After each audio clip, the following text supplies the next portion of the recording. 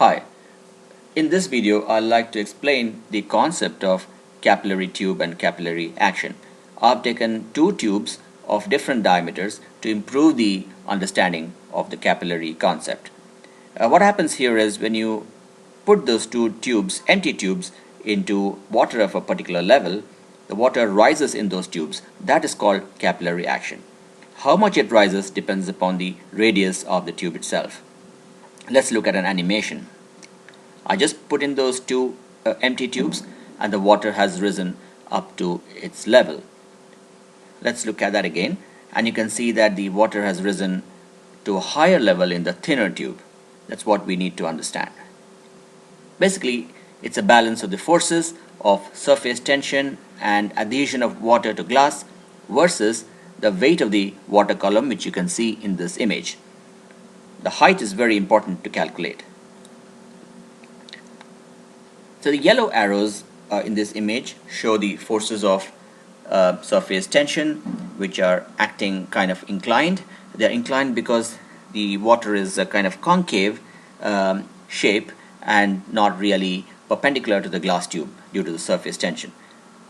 The vertical red arrow shown here is the weight of the water column that the surface tension is supporting. The green arrow is atmospheric pressure acting on the water, but that's getting balanced by the overall atmospheric pressure acting on the liquid in the vessel. The soup bowl effect of surface tension is important to note because those yellow arrows that I showed before will act all around the circumference of this liquid. So if you take surface tension into length, then you have to multiply surface tension to 2 pi r. Let's come to the equation and things will be more clear. So we do a free body diagram. The simplest way to start is the weight is acting downwards. Weight is equal to mg and m, the mass, is density into volume as shown here, and volume is nothing but area into height, and the area of a round tube is pi r squared. We have to take the inner walls, of course, of the tube, which is basically we are taking the area of the water column, and the height of the water column is h, and the whole objective here is to find what is h. So that is a way to calculate the mass. And for the surface tension part of it, I've shown a triangle below where the force of surface tension is shown as Fs, and the component of that in the vertical direction is Fs cos theta.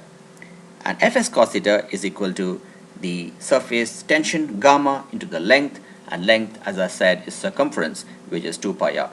So plug in all that, equate them, and you'll get the equation for the height. I wouldn't recommend remembering this at all. It would be easier to derive it if you go through this video a couple of times. What's important to note here, the key message here is that the height is proportional to 1 by r. So if the radius is very thin, the height will be much higher. That explains the video animation that I showed earlier. Now comes a little more complicated task of calculating the liquid inside that meniscus. If you see the sketch here, we had taken only a simple cylinder earlier. Now we must calculate the weight of the hashed portion because there is some water there too. If we take water, things become easy because the contact angle is 0, so we can plug in a sphere there. So the tangent to the sphere is same as the tangent of the glass tube, and so we don't have to do any complicated geometry.